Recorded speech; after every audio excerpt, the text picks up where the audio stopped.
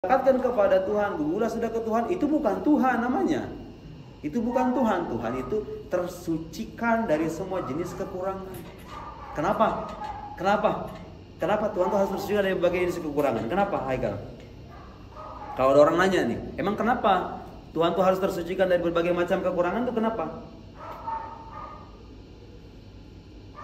Pernah nggak tuh mengajukan pertanyaan kayak gitu? Tahu nggak jawabannya? Gimana jawabannya? Emang kenapa sih Tuhan tuh harus sempurna? Kira-kira gimana? Karena kekurangan itu harus Ya kenapa gitu? Pertanyaan itu kenapa? Kenapa, Seth? bagaimana mungkin kita mengangkat yang memiliki kekurangan sebagai Tuhan, di mana dia itu tempat bergantungnya semua makhluk. Berarti semua makhluk. Bisa dijadikan jawaban. Ada jawaban lain? Ada jawaban lain? Ini siapa? Habis dari Aset kan? Kali gimana kali? Kenapa Tuhan itu harus sempurna? Enggak boleh punya sifat kekurangan. Perhatikan. Ini jawabannya. Jawaban yang lebih filosofis itu begini. Wujud Tuhan itu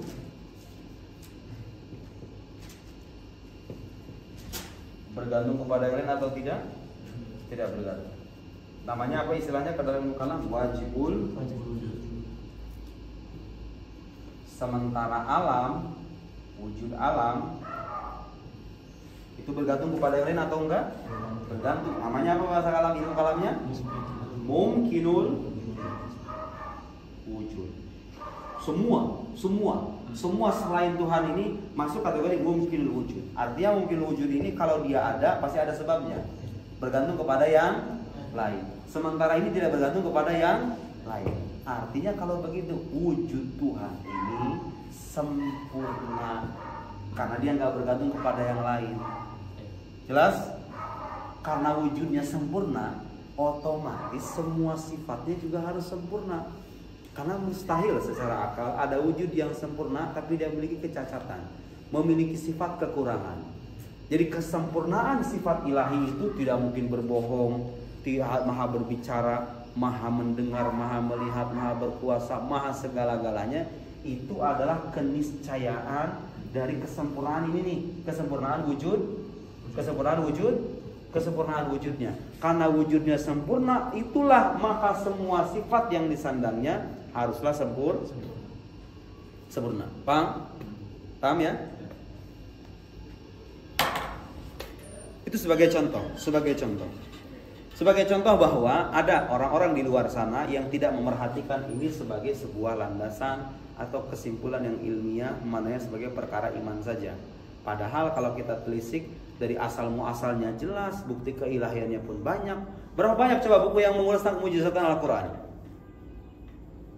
Banyak sekali. La yuhsa. Abrul Qurun wal Azman. Itu mukawarah ya, mukawarah. Kalau orang mengingkari ini, hanya dengan alasan perbedaan dengan iman, hadza naw minal mukabarah. Wal mukabarah la yasih ilmiyan.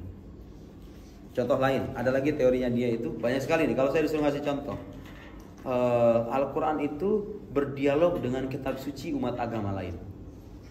Kisah-kisah Al-Quran itu memodifikasi kisah-kisah yang udah termuat sebagiannya dari kitab-kitab suci umat agama lain. Ada istilah itu, istilahnya berdialog. Jadi kalau orang-orang orientalis dulu kan itu istilahnya minjam. Quran itu ketika mengisahkan kisah-kisah tertentu dan kisah ini ada di kitab perjanjian lama atau perjanjian baru, istilah mereka itu minjam, borrowing gitu loh, minjam. Quran itu minjam dari kisah dari kitab yang agama lalu dikutip ulang. Kalau istilahnya dia itu diperhalus, bukan minjam, istilahnya itu dialog. Intinya itu sama gitu loh. Saya pernah ada bikin artikel di sini. Tapi intinya begini, kalau Anda mengatakan Quran berdialog dengan suci umat agama lain itu, pertama-tama kalau misalnya kita tanya, Anda bagaimana posisi keilmuan Anda melihat Quran itu? Itu buatan Nabi Muhammad atau itu adalah firman ilahi? Hatta kalaupun itu dikatakan buatan Nabi Muhammad, masuk akal kalau dikatakan Quran berdialog dengan suci umat agama lain? Gak masuk akal, kenapa? Karena kalau seandainya klaim ini diterima, kalau Quran dikatakan berdialog dengan kitab suci umat agama lain, berarti kalau begitu Anda harus membuktikan bahwa Nabi Muhammad yang bawa Quran ini pernah belajar, pernah mengakses kitab suci umat agama lain, ya kan? Kan logis ya? Faktanya kitab-kitab agama lain itu, kitab-kitab orang Nasrani dan Yahudi itu sampai di Jazirah Arabia di masa Nabi itu belum ada terjemahan Arabnya. Makanya itu menjadi ilmu khusus untuk kalangan rahib-rahib rabi-rabi mereka, orang-orang Yahudi, orang-orang pendeta-pendeta mereka. Nabi itu nggak pernah belajar membaca saja enggak, ya kan? Bagaimana saya belajar? Kok bisa Anda sekarang mengatakan Quran berdialog dengan suci agama lain dengan cara modifikasi ayat-ayat yang berkaitan dengan kisah-kisah tertentu ada di kitab masa lampau, dimodifikasi sesuai dengan audiensnya gitu kira-kira. Panjanglah itu kira-kira rinciannya. Ini poin saya adalah klaim ini nggak matching dengan klaim ini gitu loh. Enggak, saya makasih sebagai firman Tuhan. Bagaimana Tuhan berdialog dengan firmannya sendiri itu? Mengoreksi firmannya sendiri gimana itu? Gak masuk akal kan? Banyaklah itu kehancuran rasional yang bisa kita jumpai. Dulu saya nanya begitu sekali kayak anak kecil katanya, mempertanyakan sesuatu yang mudah jelas. Lalu persoalannya adalah Anda klaim Quran berpolemik dengan cara tadi begitu. Oh, orang Kristen itu, Allah itu tahu Kristen menyembah satu Tuhan, ditampilkan sebagai penyembah tiga Tuhan sebagai menang debat, itu nggak matching gitu loh dengan klaim ini. Makanya saya tanya, Anda ini sebetulnya memposisikan diri sebagai orang yang memandang Quran sebagai firman Tuhan atau bukan? Kan sangat logis ya. Kalau dia mengatakan ya saya mengatakan begini, sekarang Anda uji kesesuaian dan konsistensi klaim ini dengan klaim Anda yang tadi, sesuai apa tidak? Kalau tidak sesuai berarti Anda kontradiksi dengan diri Anda sendiri, ya kan? Tapi kalau Anda mengatakan, enggak, saya tidak mengatakan firman Tuhan sebagai firman Tuhan dan menjadi sebagai problem iman saja. Oke, kalau gitu mari kita berdebat terlebih dulu. Kalau dia terbukti sebagai firman Tuhan, enggak sah Anda mengatakan kata-kata yang tadi itu. Karena sama saya dengan disebutkan kata fitnah dan kebohongan kepada ilahi kan? Kepada firman ilahi kan? Wah, ada muhal. Bukan hanya muhal, itu suul adab. Itu suul adab hatta, ya kan? Suul adab dan seterusnya. Baik, itu sebagai contoh ya, supaya paham bagaimana proses reasoning yang tepat manakala kita mengkritik pandangan-pandangan yang bertolak belakang dengan klaim tadi. Nah, sekarang kita masuk ke dalalatul iltizam ya. Antum telah belajar di lumantik ya, ada namanya dalalatul iltizam. Ada lazim bayyin, lazim ghairu bayyin, bayyin man al-akhas man al-am. Itu ada munasabah atau keterkaitannya dengan diskusi ilmiah sebetulnya. Istilah-istilah lazim. Al-lazim bayyin contohnya kayak gimana ya, Kang? Contohnya antara apa dengan apa? Itu kan kelihatannya buku matik itu kalau ngasih contohnya tuh kayak nggak relevan dengan diskusi kekinian dia. Ayo khidmah Maulana. Allahu a'lam. La adri. Allahu a'lam bihaqiqatil hal.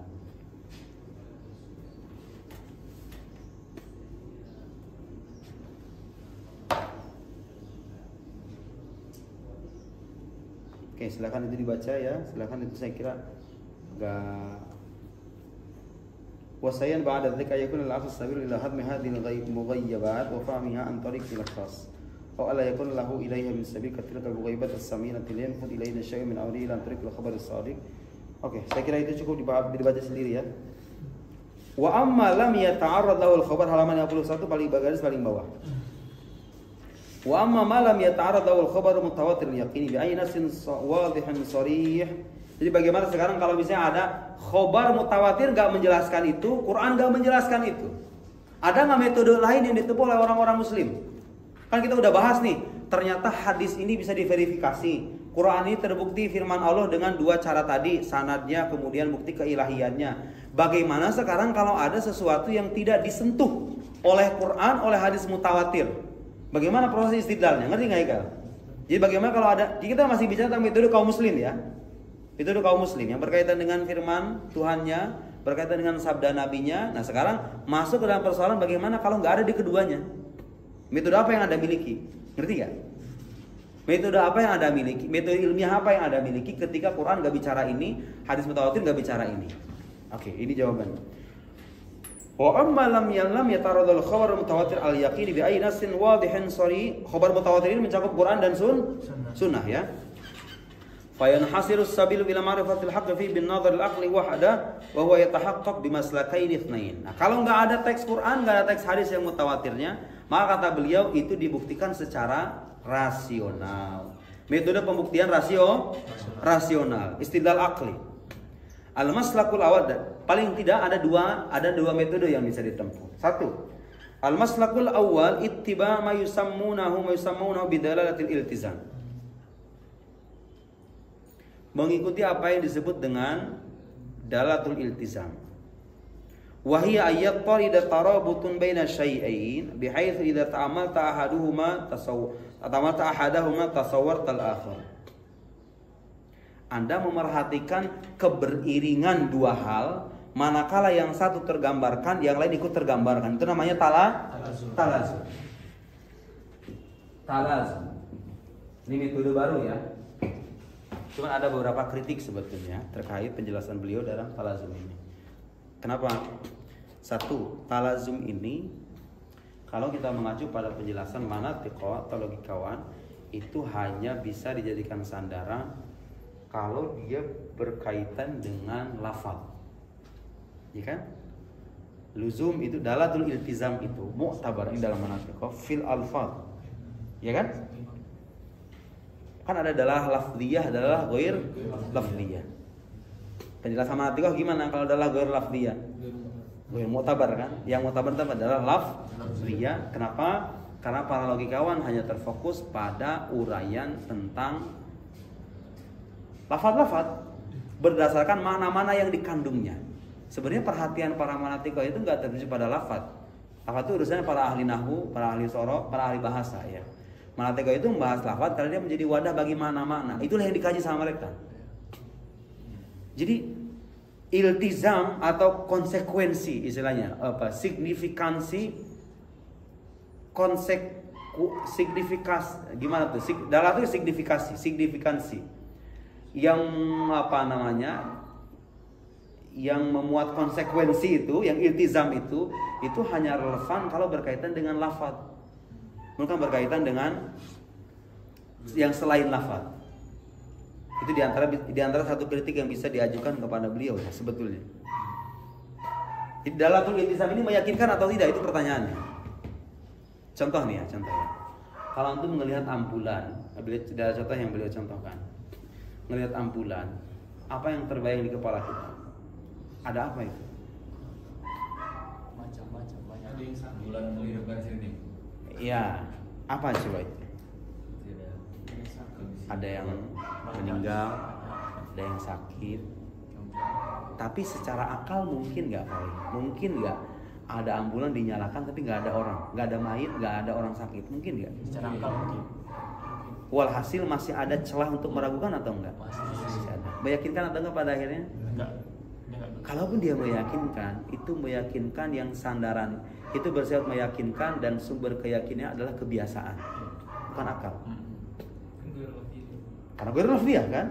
Nah sementara beliau menjadikan metode iltizam ini, talazum ini dalam hal-hal yang tidak berkaitan dengan lafaz gitu loh, itu problemnya.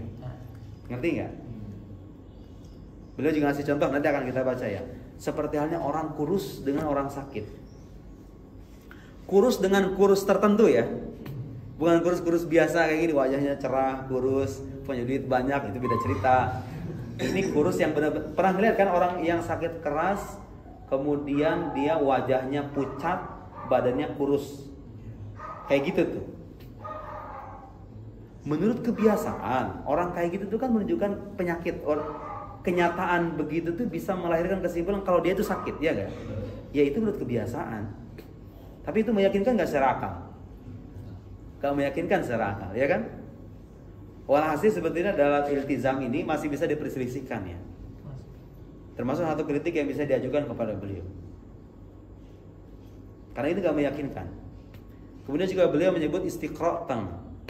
Istiqra' tam itu artinya induksi, perfect induction, induksi yang sempurna. Kita mengikuti sampel-sampel yang partikular, semuanya untuk sampai pada kesimpulan universal.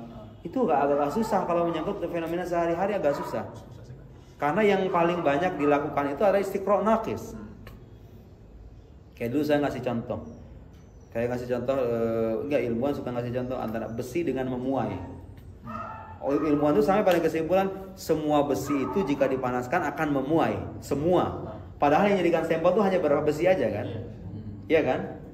Tapi mereka bisa melahirkan kesimpulan semua karena di sana ada hubungan sebab akibat yang saling terkait satu sama lain gitu. Tapi apakah yang ada tadi itu semua besi? Enggak. Istiqra' tam itu termasuk sesuatu yang agak susah. Karena Anda harus meneliti semua fenomena yang ada. Coba sekarang gini, kalau dikatakan kalau ada sirine itu menunjukkan adanya orang yang meninggal. Sirine ambulan itu menunjukkan ada orang yang meninggal. Berdasarkan pengamatan yang menyeluruh istiqra' tam dari berbagai fenomena di alam semesta ini. Anda bisa nggak meneliti semua sirine yang ada di belahan muka bumi ini, terus sampai pada kesimpulan bahwa di mana ada sirine pasti ada orang yang meninggal? Bisa nggak? Nggak bisa kan? Agak susah kan? Ini salah satu kelemahan metode ini ya. Itu kelemahan metode ini. Kita akan baca. Lakinnahu nahtarib ya, nahtarib. Ittiba' misalnya bidayatil iltizam wa ayat taridat lanjut. Wa inma yatimmu dzalika pada ayyashhada lahu al-istiqra' at-tam. Di talazum itu, talazum yang meyakinkan itu kata beliau bisa dipastikan keyakinannya ketika sudah menempuh istiqra' tam tadi. Istiqra' paham kan istiqra' ya? Saya sering ngasih contoh sederhana tuh kayak gini. Kalau misalnya ngelihat antum punya orang pacaran, putus, galau dia. Saya punya teman kayak gitu nih. Punya teman lagi ngelihat ada orang pacaran, putus lagi, galau lagi dia. Ngelihat lagi orang ketiga, dia punya pacaran 7 tahun, 5 tahun, mungkin beda-beda durasinya, tiba-tiba putus, galau lagi dia. Ada lagi teman keempat, kemudian pacaran, galau lagi. Disimpulkanlah semua orang yang pacaran dan putus, pastilah dia akan merasakan kegalauan. Itu namanya metode istiqra' tuh kayak gitu. Paham nggak? Jadi kita meneliti sampel-sampel yang sifatnya partikular, yang juz'i itu, untuk sampai pada kesimpulan universal gitu loh. Semua A adalah B, padahal sampelnya itu adalah sebagian aja. Paham ya? Covid juga sama begitu. Dari mana ilmuwan tahu kalau COVID itu berbahaya? Apakah dia meneliti semua COVID? Apakah yang diteliti di laboratorium itu semua jenis COVID yang ada di alam semesta ini? Enggak kan? Dia hanya ambil sampel. Nih sampel, ada metode, ada model, ada macam tertentu dari COVID. Ini diambil 1 atau 2 atau 3 atau katakan 10. Diambil model lain, diteliti. Itu aja yang diteliti kan? Tapi kok bisa ilmuwan mengatakan semua COVID itu berbahaya gitu kan? Dengan sampel yang partikular itu namanya istiqra', ngerti nggak? Istiqra' mungkin nggak istiqra' tam ini dilakukan ketika menyangkut satu fenomena yang berkaitan dengan, yang melibatkan fenomena di alam semesta ini secara umum gitu, susah. Kecuali kalau anda bicara tentang satu kawasan aja, kebun misalnya, tentang satu kebun, dilihat bukti-bukti partikularnya sekitaran kebun ini aja. Disimpulkanlah semua pohon di kebun ini begini. Setelah diteliti semua pohonnya, itu mungkin kan? Adapun berkaitan dengan fenomena yang secara umum terjadi alam semesta, melakukan istiqra' tam itu agak susah kan? Iya kan? Iya kan? Wa ya fatajiduhuma mutalazimin daiman. Ini contoh beliau nih. Wa dzalika kadalalatin nuhul asyadid al marad. Contohnya seperti apa? Dalalah kurus yang parah ya, tapi ya, yang menunjukkan sakit. Wa kadalatil ma'adin fil bada'a islami ahliha. Ma'adin itu apa? Menara azan yang menunjukkan keislaman para penduduknya. Ya secara kebiasaan memang iya kan. Kalau melihat ada satu kampung, satu negeri, banyak tempat, banyak masjidnya, banyak menaranya, berarti dia kebanyakan muslim nih, ya kan? Tapi secara akal mungkin apa enggak? Mungkin apa enggak secara akal?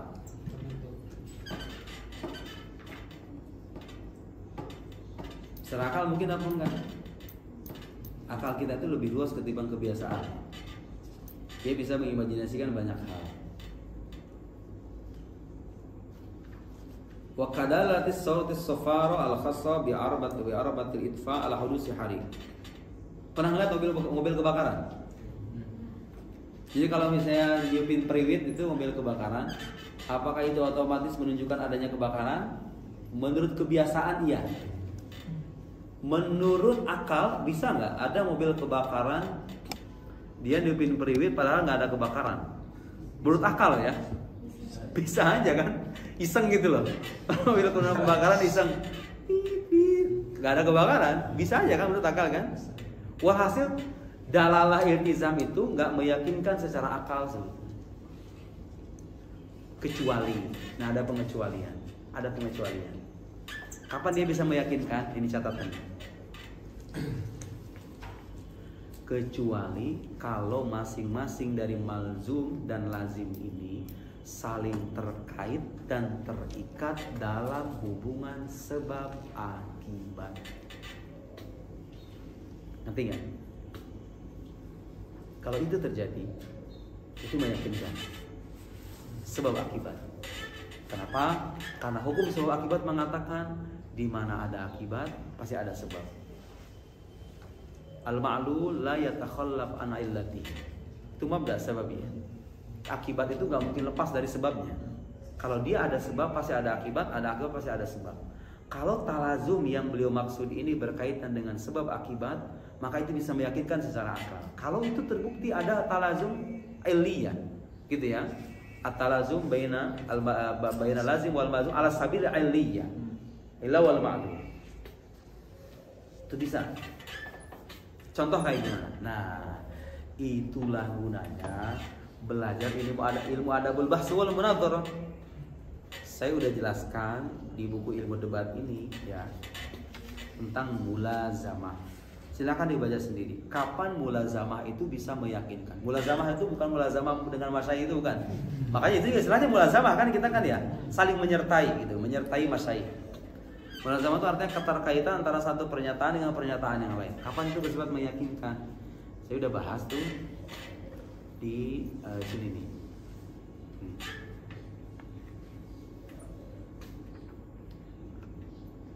Ada ini halaman 228. Nggak cukup waktunya kalau saya uraikan, cukup saya ihalah aja ihalah. Silakan aja sendiri. Mulazamah berapa halaman? 1, 2, 3, 4, 5, 6, 7, 8, 9, 10 halaman. Jadi juga berkaitan dengan ada istilah lazimul mazhab laisa bimadhab. Pernah dengar istilah itu enggak? Illa idza aqarra sahibuhu. Bisnisna ya, bisnisna. Lazimul mazhab laisa bimadhab. Pernah dengar istilah itu? Itu kaidah yang sangat penting. Perhatikan. Mungkin saya nggak masuk ke sini, tapi ini penting karena ini penting harus saya jelaskan. Lazimul mazhab laisa bimadhab itu diterima kalau seandainya kalau misalnya ada lazim baik ada lazim qarib. Kalau illa idza kana al-malzum lazim lazim mazhab laisa mazhab illa idza kana lazim laziman qarib. Kalau lazimnya lazim qarib itu artinya apa? Keterkaitan antara malzum dengan lazimnya itu gak bisa dipisahkan lagi. Kayak tadi itu, Anda menyebut Quran itu berpolemik. Artinya kan menisbatkan sesuatu yang dusta kan kepada lawannya kan? Saya tahu lawan mengatakan A, saya tampilkan dia berpandangan B. Tadi kan pernyataan saya ini bertolak dengan fakta dong. Ya enggak? Konsekuensinya, perhatikan. Lazim dari perkataan ini apa? Nisbatul kadhib ilau. Iya kan? Itu lazim qarib atau lazim baik? Ada lazim qarib, wadih, ya kan? Mau tidak mau, itu lazimul mazhab ketika itu huwa mazhab. Lazimul mazhab wa ainul mazhab. Kalau seandainya lazimnya lazim qarib. Jadi gini maksudnya. Ini proses istidlal yang unik ya. Dan bisa Anda gunakan ketika mengkritik satu pendapat. Perhatikan. Al-Quran ini sebagai contoh yang real ya. Karena ada orang mengatakan begini, berpolemik itu di pernyataan ini kan melahirkan konsekuensi. Konsekuensinya apa? Penisbatan kebohongan kepada firman ilahi. Kan begitu. Ini berpolemik istilahnya itu bukan mengkritik. Quran berpolemik itu bukan Quran mengkritik. Kalau cuma mengkritik doang, banyak kritikan Quran, ya enggak? Mengkritik secara distortif. Pandangan lawan tuh didistorsi, dilebih-lebihkan supaya menang debat. Ini orang pengikut agama tauhid dimusyrik-musyrikkan gitu, ngerti enggak? Enggak ada orang muslim yang meyakini itu sebetulnya kan? Dia enggak ada enggak? Ada pernah nemu enggak orang yang baca Quran menyebut kata musyrik padahal mereka itu agama tauhid? Ya kalau agama tauhid maka dibilang musyrik sama Quran, ya enggak? Jadi dengan mengatakan begitu, Anda secara tidak sadar konsekuensi pandangan ini berakhir pada ini. Ingat ya, kaidah lazimul mazhab laisa mazhab itu berlaku kalau seandainya lazimnya lazim ba'id. Kalau lazimnya qarib, maka dia hukum yang berlaku pada ini berlaku juga pada ini. Artinya begini, hadzal qaul yu'addi ilal kufur. Ini kufur kan? Kufur kan? Sekarang boleh nggak saya mengalamatkan kufur pada pandangan ini? Sah atau tidak secara metode reasoning yang tepat saya menisbatkan kekufuran yang tadinya melekat pada ini. Kan kalau kita nisbatkan kebohongan kepada Tuhan itu kekufuran kan? Bisa nggak kita nisbatkan kekufuran ini kepada pandangan ini? Pandangannya loh ya, bukan orangnya. Kepada pandangan ini sah atau tidak? Sah, karena ini adalah lazim qorib. Paham nggak? Qorib jiddah. Apa lagi coba? Coba mau ngeles dengan cara apa Anda? Ada mengatakan begitu jelas. Kalau Quran menyebut sekelompok itu kafir, belum tentu kafir. Kalau Quran menyebut kelompok itu musyrik, belum tentu musyrik. Bahkan dia dikatakan penganut agama tauhid yang dimusyrik-musyrikkan. Ya kalau gitu bohong dong. Kalau ini batil, kalau ini kufur, maka ini juga kufur. Jelas ya? Jelas ya? Contoh lazim yang baik itu kayak gimana? Contoh. Saya pernah ceramah di sebuah masjid ya. Ini kisah nyata juga. Contoh praktek. Saya bilang sama bapak-bapak itu. Kebetulan di masjid yang tempat saya ceramah itu, tetangga-tetangganya itu orang non-muslim. Ada orang Buddha, ada orang Kristen gitu ya. Di masjid tempat saya ceramah itu. Waktu saya pulang ke Indonesia. Saya bilang begitu tuh. Pak, sebenarnya kita itu nggak pernah tahu ya isi hati seseorang. Boleh jadi kan orang itu identitasnya non-muslim, orang pengucu misalnya, orang Kristen. Tapi kita nggak pernah tahu. Di balik itu tuh ada apa, hatinya bagaimana. Jangan-jangan dia sudah beriman dengan agama kita. Karena itu bisa jadi orang non-muslim itu selamat di alam akhirat nanti. Ingat ya, orang yang terlihat non-muslim boleh jadi suatu saat nanti di akhirat itu selamat. Itu saya setelah ceramah kayak begitu ya. Bapak-bapak itu mungkin memahami pemahaman saya secara keliru. Nyangkanya saya membenarkan agama di luar Islam itu, ngerti nggak? Iya kan? Saya mengatakan begitu. Orang muslim itu bisa jadi hatinya sudah beriman kepada Islam dan di akhirat nanti bisa selamat. Kalaupun dia masukkan ke dalam neraka, dia tidak akan diabadikan di neraka karena di dalam hatinya ada keimanan. Bisa jadi. Saya mengatakan begitu. Saya nggak diundang lagi sama masjid itu. Langsung di blacklist. Minggu depan saya mau ceramah subuh-subuh gitu ya. Udah ada orang yang gantiin tanpa ada mukadimah sama sekali. Hanya pandangan begitu. Padahal saya nggak bermaksud untuk menggunakan agama luar Islam. Sepakat kita semua. Agama yang benar itu hanya Islam. Inna dina wahil Islam. Masalahnya orang di luar sana ada orang-orang yang nggak paham Islam. Belum sampai kepada dakwah Islam. Atau sudah sampai tapi dengan penyampaian yang kurang jelas. Yang masih kabur. Belum sampai kepada mereka sebuah hujjah gitu loh. Yang bisa mereka benarkan. Mereka bisa jadi masih mencari, ya kan? Bisa jadi ada orang non-muslim mencari kebenaran agama Islam. Tiba-tiba misalnya dia wafat dan meninggal di tengah pencariannya itu. Bagaimana hukum orang semacam ini? Ulama mengatakan orang yang semacam ini nih, yang kayak begini, kalaupun dia dimasukkan ke dalam neraka, dia nggak akan diabadikan. Kapan seorang kafir itu diabadikan? Ketika dia sudah sampai kepadanya dakwah dengan cara yang benar. Wa huwa ahlun linnadhar. Dia bisa mencerna dakwah itu dengan baik, akalnya selamat, panca inderanya juga sehat, begitu. Kemudian dia bisa mencerna itu. Datang pula gambaran itu dengan gambaran yang tepat. Muhammad adalah Nabi, Quran adalah firman Ilahi dengan gambaran yang tepat yang itu. Kemudian dia tahu itu benar. Dia menolak dengan kesombongan. Nah itulah yang kafir sesungguhnya. Ya orang-orang seperti Abu Jahal, Abu Lahab itu kurang apa coba, kan Nabi yang bilang langsung, ya kan? Nabi yang bilang langsung, akhlaknya sudah jelas terlihat. Kemudian mereka dustakan, mereka itu mengakui loh. Nabi Muhammad itu gak mungkin bohong, ya kan? Mereka percaya itu. Wajahadu biha wastaiqanatha anfusuhum. Mereka itu mengingkari, hatinya itu sebenarnya beriman. Terus kenapa mereka menolak? Ada gengsi di sana. Kalau misalnya Muhammad jadi diakui sebagai nabi, hilanglah sudah pangkat duniawi mereka itu. Derajat-derajat sosial mereka itu. Ya kan, kepentingan duniawi pada akhirnya. Adapun orang kafir yang tidak melihat Islam sebagai agama yang benar-benar bisa dipertimbangkan kesahihannya, seperti yang hidup di Eropa. Makanya dulu Generasi Al-Azhar itu punya kontroversi gara-gara ini. Generasi Ahmad Thayyib itu punya pandangan bahwa orang-orang Eropa itu yang sekarang itu bisa, mungkin nggak semua ya, supaya tidak ekstrim, tidak dikatakan semua. Orang-orang Eropa yang melihat Islam itu hanya dari media massa, dari ISIS, pembunuhan, terorisme dan lain-lain.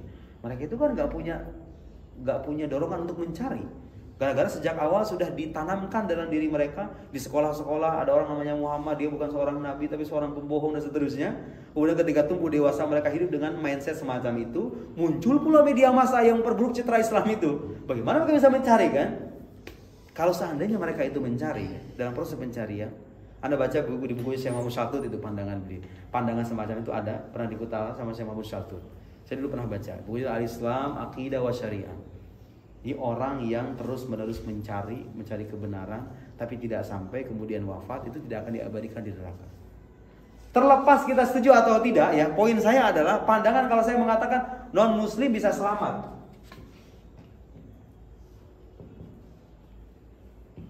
Bisa selamat dengan pandangan membenarkan agama di luar Islam. Ada konsekuensi nggak ini? Ada konsekuensi. Ada konsekuensi kan? Kalau saya mengatakan non muslim selamat, seolah-olah saya konsekuensi dari pandangan ini seolah-olah agama selain Islam itu benar. Karena mereka bisa selamat, ya nggak? Padahal maksud kita bukan begitu. Ini contohnya lazim ba itu begini. Anda harus bisa buktikan keterkaitan antara ini dengan ini setelah dipaparkan penjelasannya. Adapun ini itu bukan, tidak perlu penjelasan yang tadi itu kan, itu namanya lazim qarib. Paham nggak? Nah, lazimul madhab laisa madhab itu berlaku untuk ini nih. Kalau lazimnya lazim ba'id. Lazimul madhab laisa bimadhab. Kaidah itu berlaku kalau saya lazimnya lazim ba'id.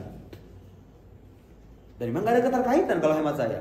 Mengatakan orang muslim bisa selamat itu bukan berarti membenarkan agama mereka. Mereka bisa selamat gara-gara ketidaktahuan mereka tentang Islam kan? Atau gara-gara mereka tidak punya gambaran yang jelas tentang Islam kan? Bukan karena mereka memeluk agama Kristen dan Yahudi kemudian dikatakan selamat seperti hanya para pengusung ide pluralisme itu. Bukan begitu. Ya kan? Ya nggak? Apa Anda menghukumi semua orang di luar agama kita semuanya masuk neraka semua? Ada ulama yang bilang begitu. Bagaimana kalau seandainya dia belum tahu agama kita? Hidup di pedalaman di Papua misalnya. Nggak pernah, dari kecil nggak pernah mendengar agama namanya Islam, nggak pernah mendengar namanya agama Muhammad atau Al-Quran. Tiba-tiba dia mati. Belum sampai kepadanya dakwah. Apakah dia akan masuk neraka juga? Wa ma kunna mu'adzibina hatta nab'atsa rasula gitu. Itu penjelasan ulama yang bilang begitu. Bukan berarti kita membenarkan, nggak ada keterkaitan gitu loh. Nggak ada keterkaitan antara dengan ini. Banyak sekali contohnya ya. Falasifah mengatakan nubuwah muktasabah, ya kan? Walam takun nubuwatun muktasabah walau raqa fil khairi al-aqaba, kata Imam Al-Laqani untuk mengkritik falasifah itu. Para filsuf itu mengatakan bahwa kenabian itu ada sesuatu yang diupayakan. Tapi kalau Anda baca pernyataan Ibnu Sina dan Al-Farabi, itu nggak ada pernyataan setahu saya. Kebetulan tesis saya itu mengulas tentang pembahasan itu tuh. Kesimpulannya setelah mengkaji itu kesimpulannya, klaim bahwa para sifah itu mengatakan kenabian diupayakan itu bukan pernyataan sorry dari mereka. Mereka itu punya metode penjelasan wahyu tertentu yang berbeda dengan mutakallimun, seolah-olah konsekuensi dari ini nih, konsekuensi dari proses penerimaan wahyu yang begini nih berkonsekuensi pada pandangan bahwa kenabian itu diupayakan gitu, ngerti nggak? Ngerti nggak? Aywa, ada soal muhim jiddan. Lazim qarib atau ba'id, ada yahtaj ila mabhas. Kesimpulannya kalau saya secara pribadi itu lazim susah. Dikatakan lazim qarib, memang rumusan wahyu versi mereka itu berkonsekuensi pada itu. Seolah-olah kenabian itu ittisal bil aqlil fa'al, ya kan? Kemudian seorang manusia itu bisa kayak gitulah, banyak itu penjelasannya. Dikatakan ba'id juga, mereka itu memang nggak ada pernyataan sorry yang mengatakan kenabian itu terbuka. Jadi gini nih, kritikan para mutakalimun kepada para filsuf itu apa? Hada yalzam minhu ingkar khotimiyat nubuwah li sayyidina Muhammad. Jadi kalau dikatakan kenabian itu bisa diupayakan, konsekuensinya apa? Konsekuensinya ada memungkinkan adanya nabi setelah Nabi Muhammad, ya nggak? Karena bisa diupayakan kan? Tapi lazim yang ini nih, lazim yang mengatakan bahwa kenabian itu terbuka setelah Nabi Muhammad itu nggak pernah dikatakan para filsuf sama sekali. Itu hanya membabil ilzam aja. Tapi apakah lazimnya qarib atau ba'id gitu ya? Hadi yahtaj ila mabahas. Pernah dengar kalamnya dari Dr. Hamzah Bakri, beliau bilang ada syarat i'tiraf dari Aywa itu illa idza aqarra sahibu tadi yang saya sebut tadi. Asal syarat i'tiraf. Terus kalau misalnya lazimnya qarib dan enggak ada i'tiraf dari beliau, dari si sahib. Lazim qarib la yahtaj ila i'tiraf. Karena itu talazum akli kan? Iya, talazim qarib itu talazum akli. Paham enggak? Ya saya kayak tadi mau nanya nih. Ini orang yang mengatakan begini, bahwa pernyataan Quran ini tidak sesuai dengan fakta. Oke, nih perhatikan, ini perhatikan analisis ya. Pernyataan Quran tidak sesuai dengan fakta. Ini tidak sesuai dengan fakta itu artinya apa? Sama dengan apa? Tidak sesuai dengan fakta itu. Kadhib kan? Bohong kan? Iya nggak? Coba perlu penjelasan gitu. Perlu pengakuan nggak? Ahad lazim qarib. Adapun yang kayak tadi saya sebut tadi ini, saya ceramah dengan cara begini nih. Ya orang harus nanya dulu sama saya dong harusnya, jangan di blacklist langsung gitu aja gitu loh. Nggak diundang ceramah lagi. Gara-gara beginian doang di blacklist langsung bener. Patron nanya dulu, Pak, itu maksudnya gimana sih? Maksudnya membenarkan agama di luar Islam? Enggak, saya nggak maksud begitu. Maksud saya itu begini, boleh jadi ada orang non muslim nggak mengenal agama kita dengan baik, dia masih mencari itu dalam hatinya, penasaran, kemudian dia mencari secara jujur, tiba-tiba meninggal. Ini orang kayak gini kata para ulama sendiri, bukan kata saya. Orang kayak gini itu nggak bakal diabadikan di neraka. Kenapa? Karena ada juhud, karena ada upaya dari yang bersangkutan untuk mencari. Dan dia kenyataan dia ditakdirkan sebagai non muslim itu kan sejak awal. Dia ditakdirkan hidup begitu. Dia punya kesempatan belajar, dia belajar. Ketika dia belajar nggak sampai mau gimana lagi. Masa dikatakan kafir kholad finar gitu kan? Ya kan? Itu namanya lazim balik. Nah, kalau seandainya nih saya misalnya mengutarakan pernyataan begini, non muslim bisa selamat, dan saya juga mengakui bahwa agama di luar Islam itu benar. Nah, kalau saya sudah ana muqir bi hadzal qaul. Saya sudah menetapkan perkataan ini, berarti kalau begitu lazimul mazhab sora madhaban. Paham enggak? Jadi ikrar atas lazimul mazhab itu berlaku bagi lazim yang ba'id. Makanya itu kalau bagi saya tuh yang kajian saya tuh yang di tesis itu pandangan para filsuf yang ilzam mutakallimun kan begitu. Jadi yalzam min hadzal qaul inkar nasil Quran wa khatamun nabiyyin. Nabi Muhammad khatamun nabiyyin. Kalau dikatakan nubuwah muktasabah berarti kan lazimnya begini. Jadi para filsuf enggak mengatakan begitu. Para filsuf enggak mengatakan begitu. Dan kalau diteliti itu sebetulnya nggak bisa hanya dengan rumusan. Ada satu buku ya yang bisa menjelaskan itu. Judulnya itu Falsafa Al-Islamiyah Nadhariyah wa Tatbiq. Pernah dengar nggak? Bukunya Ibrahim Madkur. Ibrahim Madkur itu seorang filsuf, seorang ahli filsafat di Mesir. Dia menjelaskan kenapa para filsuf itu punya penafsiran wahyu yang berbeda dengan mutakallimun, yang oleh para mutakallimun itu disimpulkan bahwa mereka meyakini kenabian sebagai sesuatu yang diupayakan, ada alasannya. Ada alasan-alasan yang melatar belakanginya. Dan kalau kita paham alasan-alasan itu, sebenarnya para filsuf orang seperti Ibnu Sina, Al-Farabi itu kan nggak mungkin juga membolehkan adanya Nabi Sallallahu Alaihi Muhammad kan? Dia seorang Muslim. Tahu standar prinsip-prinsip ajaran Islam gitu. Cuman lazim kaulnya mereka itu memang begitu. Apakah lazim itu bisa ditolak atau tidak? Ya, dengan beberapa alasan. Itu bukan lazim qarib. Kecuali kalau Ibnu Sina dibangkitkan ulang.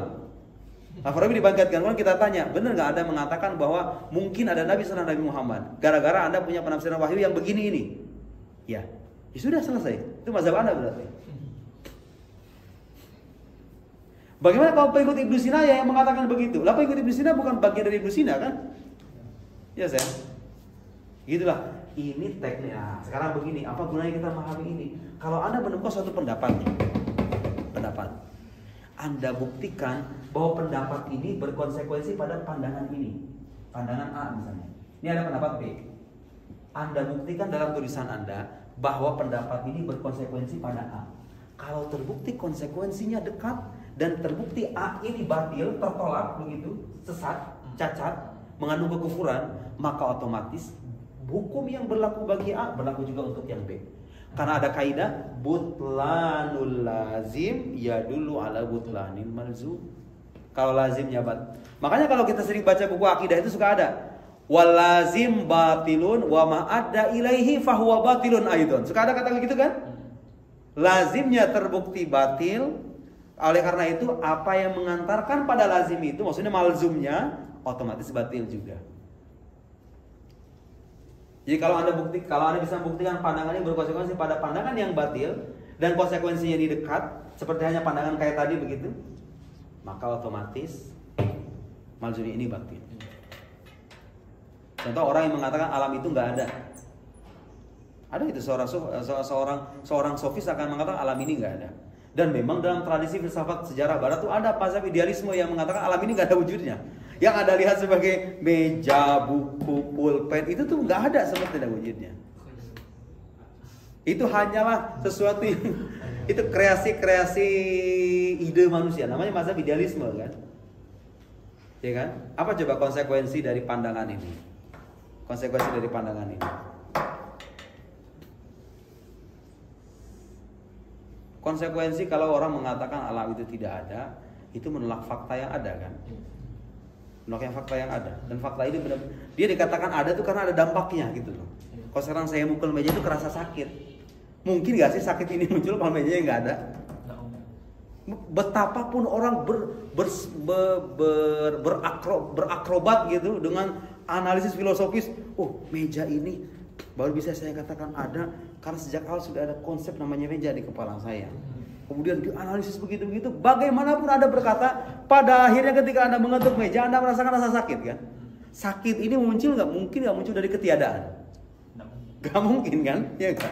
Gak mungkin masa ya ketika kita memukul kemudian ada dampak tapi sebabnya nggak ada gitu loh. Faqidu syai' la yu'ti. Sesuatu yang nggak ada itu nggak mungkin memberikan dampak gitu loh. Fakta bahwa dia memberikan dampak berarti dia ada itu. Nah, karena konsekuensi dari pandangan itu adalah menolak sesuatu yang ada dan itu batil, maka malzumnya juga batil. Banyak sekali tuh istilah mutakallimun yang menggunakan istilah ini nih, lazim dan malzum ini. Jadi jangan dibilang anak kecil sebenarnya ketika saya bilang kan malzum dari ketika Anda mengatakan Quran bermasalah, kemudian saya nanya, posisi Anda tuh sebetulnya memposisikan Quran sebagai apa sih? Firman Tuhan atau bukan? Itu bukan pertanyaan anak kecil, itu pertanyaan akademis gitu loh. Karena ketika itu klaim Anda akan diuji kesesuaian dengan ini, paham nggak? Kalau dia ternyata tidak sesuai, berarti Anda tidak konsisten dengan diri Anda sendiri, Anda kontradiktif dengan diri Anda sendiri. Itu masih yang ilmiah, gitu ya.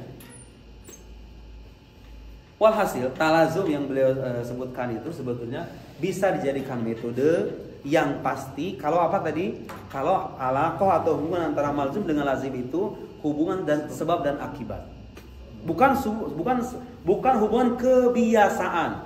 Ada sirine orang meninggal, ada kekurusan, sakit. Yang beliau contohkan kan? Ada apa lagi nih Kang?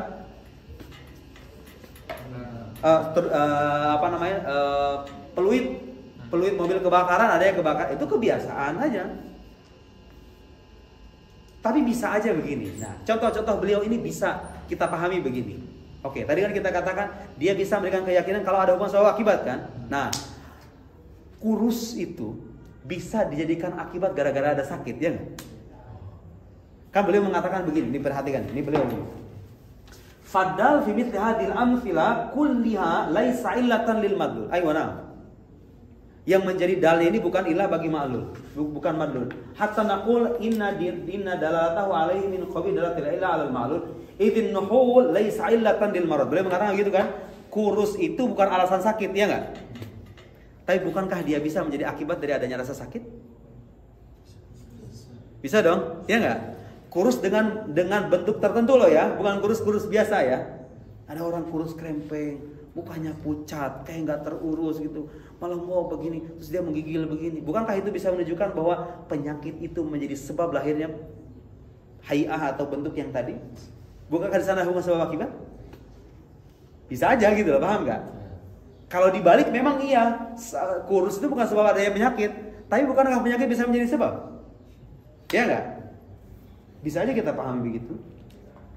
Wal ma'adin as-sa'idah laisat illatan li islami ahli badah. Ya, menara-menara yang kita saksikan itu kalau sekarang di Kairo, negeri 1000 menara, disimpulkan ke sebagian penduduknya, sebagian besar penduduknya adalah muslim. Itu masuk akal. Tapi kan menara itu nggak berarti menjadi sebab bagi keislaman penduduknya. Ya, tapi keislaman penduduknya yang mengekspresikan keislaman setiap hari itu mengharuskan adanya tempat ibadah ini gitu loh, ngerti nggak? Jadi ada hubungan kan kalau dikait-kaitkan secara sebab akibat ya kan?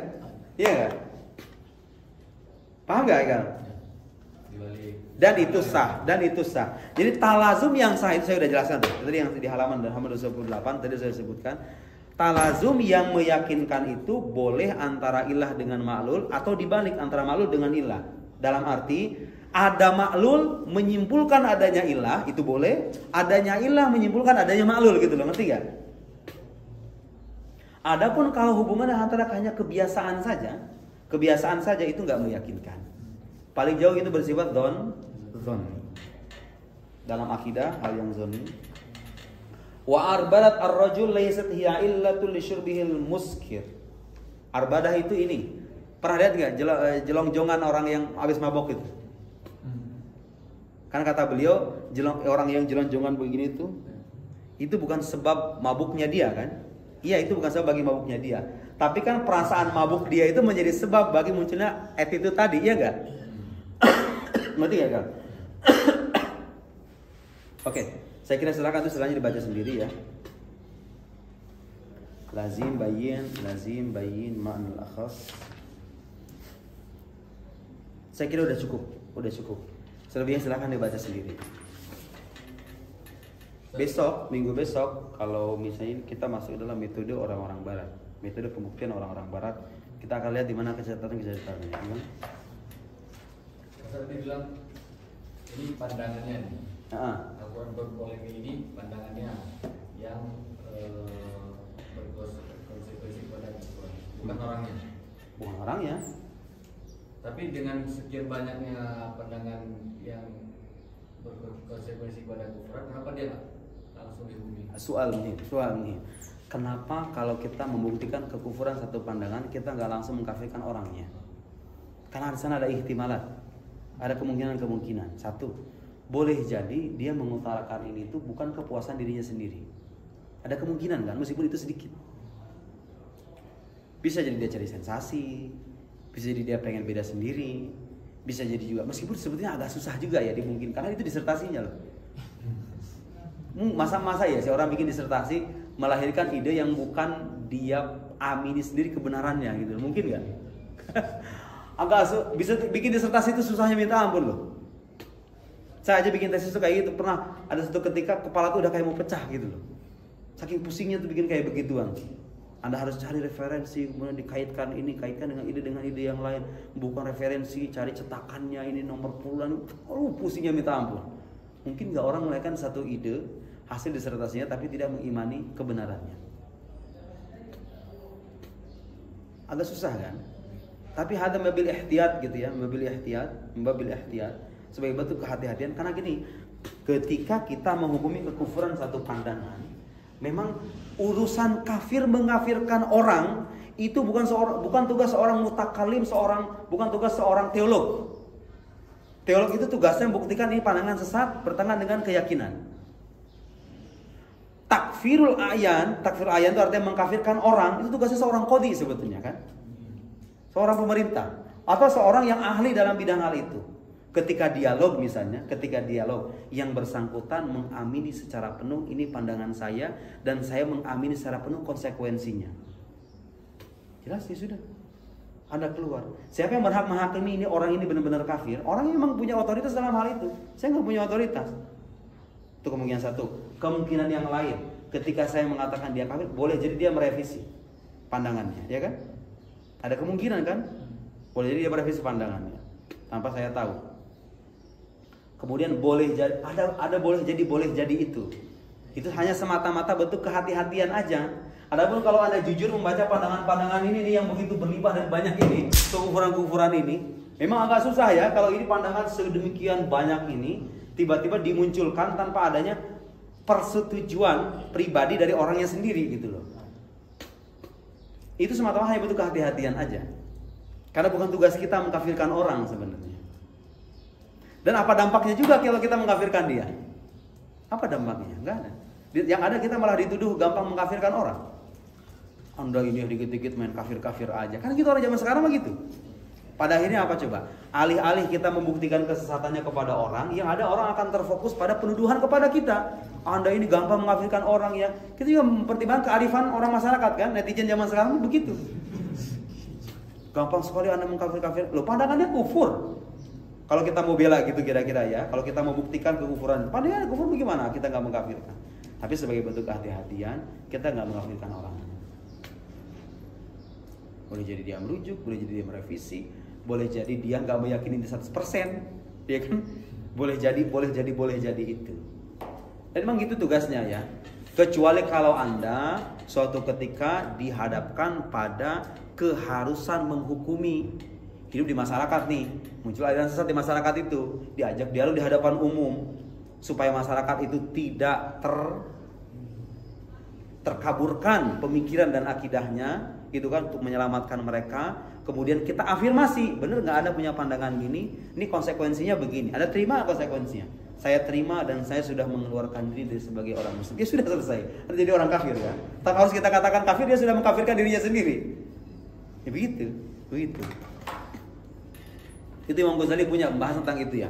Bahwa takfir itu qadiyah fiqhiyah, bukan qadiyah aqdiyah. Kan tugasnya seorang qadhi mengatakan, kau fulan, kamu kafir ya. Dia bukan tugas saya itu. Saya bisa mengatakan dia benar-benar kafir itu setelah yatabayyan li kullul wujuh. Semua aspek itu sudah terlihat jelas di hadapan saya. Dia sudah mengafirmasi pandangannya secara tegas dan jelas, kafirkan. Gitu ya. Dan di zaman sekarang itu mengkafirkan ta'ayan itu, takfirul ashkhas itu dampak negatifnya banyak. Di Mesir itu misalnya ada beberapa contoh orang-orang yang dikafirkan secara alanian, secara terang-terangan. Tiba-tiba dampaknya itu apa coba? Memperburuk citra Islam itu sendiri. Disangkanya Islam itu nggak dialogis gitu loh, ngerti gak? Pengennya mengkafirkan aja. Kayak dulu Faraj Fauda. Pernah dengar Faraj Fauda? Faraj Fauda itu termasuk salah seorang pemikir sekuler. Dia dibunuh sama sekelompok pemuda ekstremis di Mesir. Gara-gara dia punya pandangan yang sekuleristik. Bukunya itu diterjemahkan tuh sama orang-orang liberal, sama orang-orang jil dulu. Judulnya itu Kebenaran yang Hilang. Suka orang-orang jil dulu kan terjemahin buku kayak gitu ya. Yang aneh-aneh, yang pikiran-pikiran kayak gitu diterjemahin. Itu dibunuh dia. Dibunuh. Gara-gara apa? Setelah divonis kafir oleh kelompok tertentu. Itu satu. Dampaknya negatif kan? Ya enggak? Lebih kita mengkafirkan pemikirannya tanpa mengkafirkan orangnya. Kemudian ada lagi Nasir Hamid Abu Zaid. Pasti ini masyhur ya. Nasir Hamid Abu Zaid itu setelah mengeluarkan buku Mafhumun Nas itu, Mafhumun Nas yang bukunya yang kontroversial itu, yang kemudian diterjemahkan juga sama LKIS. Buku Mafhumun Nas itu diterjemahkan. Laku pemikiran kayak di Indonesia itu.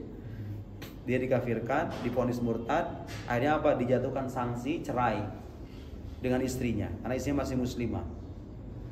Akhirnya diliput sama media massa. Tahu sendiri media massa sekarang kayak gimana? Mencitrakan, di framing bahwa Al-Azhar itu tidak terbuka. Itu ada tokoh-tokoh yang terlibat itu, yang Abdul Sabur Syahid. Kemudian ada beberapa tokoh lagi. Nah itu dia diasingkan ke Belanda. Akhirnya mengasingkan diri ke Belanda. Sampai sekarang tuh perdebatannya masih berlangsung. Citra negatifnya itu masih terwariskan sampai sekarang. Nasir Hamid Abu Zaid itu kisahnya itu. Gara-gara dikafirkan orangnya. Kayak gitu loh. Kalau kita nggak mengkafirkan orang itu tujuannya begitu, menghindari dampak-dampak negatif itu, ya kan?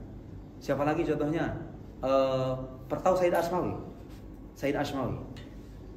Nggak tahu ya. Sama orang liberal juga. Lu punya buku Al Khilafah Al Islamiyah. Itu bukunya sempat ditarik dari peredaran sama Mabus gara-gara menyingkap sisi-sisi gelap dari Khilafah Islamiyah. Makanya itu sering dijadikan sandaran sama orang-orang yang menolak khilafah itu. Memang kita juga menolak khilafah ya, kita juga menolak khilafah. Cuma itu biasanya suka dijadikan fragmen-fragmen tertentu di buku itu suka dijadikan salah satu penjelasan tentang bagaimana menggambarkan gelapnya masa-masa khilafah itu. Bahwa khilafah itu nggak selamanya menjanjikan seperti yang dibayangkan oleh sebagian kalangan itu, gitu kira-kira. Begitu kontroversi dulu, banyak yang mengkafirkan. Nggak sehat ujung-ujungnya itu mengkafirkan orang itu. Dampaknya secara sosial maksudnya. Kayak gitu. Dan sekarang kita itu nggak hidup di zaman ada kodi yang kalau ada pemikiran sesat ada kodi nih, dipanggil orangnya, ayo debat sih depan umum. Kemudian dihukumi sama kodinya. Nggak hidup zaman begitu sekarang kita itu. Hidup di zaman demokrasi di mana orang bebas ngomong apa aja. Udah beda zamannya sekarang itu. Ada kodi yang kayak gitu, coba datang ke siapa namanya ke apa namanya biasa apa Mahkamah Agung atau ke mahkamah gitu, Mahkamah Konstitusi atau apalah istilahnya. Datang ke pemerintahan dah. Bawa Munim sendiri ini. Ayo Munim. Kamu ini punya pandangan begini nih. Ini saya debat sekarang. Terbukti itu. Kodi bagaimana putusannya? Saya belum pernah tuh. Belum pernah ngelihat ada di Kompas berita di TV One gitu ada orang dihukumi kafir gara-gara punya pandangan, kecuali kalau ngakui sebagai nabi palsu, ya kan? Itu ada. Masuk sampai mahkamah. Tapi orang-orang punya pandangan begini zaman sekarang tuh udah nggak zamannya. Dipanggil sama kodi yang menghukumi. Beda dengan zaman dulu. Kalau zaman dulu itu pemerintahnya nggak tahu lah sistem negara mungkin dulu beda dengan zaman sekarang ya. Jadi sekali ada orang punya pandangan-pandangan yang menyeleneh itu dipanggil, suruh debat di hadapan umum ya kan, supaya orang-orang awam pada tahu. Kalau zaman sekarang kayak gitu, yang ada kita dituduhnya kayak gitu. Di antara kearifan seseorang itu nggak gampang mengkafirkan orang lain kayak gitu kan. Bener sih, bener. Ya bagaimana kalau dia suka mempromosikan ajaran kekufuran gitu loh, masa kita nggak mengkafirkan juga. Tapi sebagai bentuk kehati-hatian begitu ya kawan. Hati-hatian begitu. Ada pertanyaan? Saya kecukupkan sampai di sini ya. Selebihnya silakan dibaca dan minggu besok kalau seandainya gimana? Minggu besok mau ada pengajian apa enggak?